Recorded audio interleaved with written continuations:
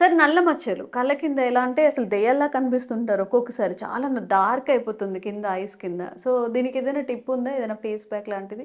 So, కొన్ని రకాలైన కారణాల వల్ల కళ్ళ కింద మెలనిన్ అనేటువంటి చర్మానికి రంగునిచ్చేటువంటి పదార్థం ఎక్కువగా ఉత్పత్తి కావడం వల్ల, ఆ హ్మ్. కళ్ళ కింది భాగంలో నల్లగా అయ్యి, అందవికారంగా ఉండి, మానసికంగా కూడా చాలా ఇబ్బంది పడుతుంటారమ్మా. అవును. వాళ్ళు ఈ బంగాళదుంప గుజ్జు, హ్మ్. దీన్ని ఆలుగడ్డలు అని చెప్పేసి కూడా బంగాళదుంపని ఆలుగడ్డలు, ఉర్లగడ్డలు, పొటాటో రకరకాల పేర్లతో పిలుస్తుంటారమ్మా. హ్మ్. ఆ బంగాళదుంప గుజ్జమ్మ.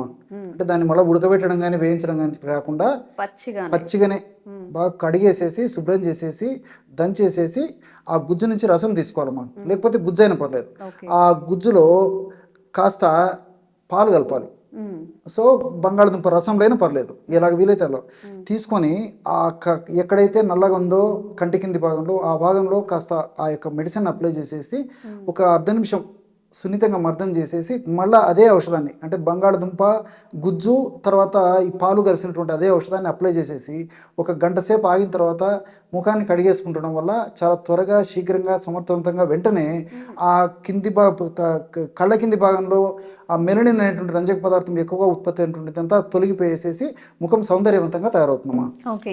దీన్ని మనం ఫేస్ కూడా అప్లై చేసుకోవచ్చా? ఫేస్‌లో ఈ నల్ల మచ్చలు వచ్చినప్పటికి కూడా అప్లై చేసుకోవచ్చమ్మా. చాలా బాగా పనిచేస్తుంది. నల్ల మచ్చలు ఎక్కడున్నా హ్మ్. ఫేస్‌లో గానీ, శరీరంలో ఇతర చర్మం మీద ఎక్కడున్నప్పటికీ ఈ నల్ల మచ్చలను తగ్గించేటువంటి అద్భుతమైనటువంటి శక్తి బంగాళదుంప గుజ్జుకి, అదేవిధంగా పాలకుందమ్మా. ఓకే. ఓకే.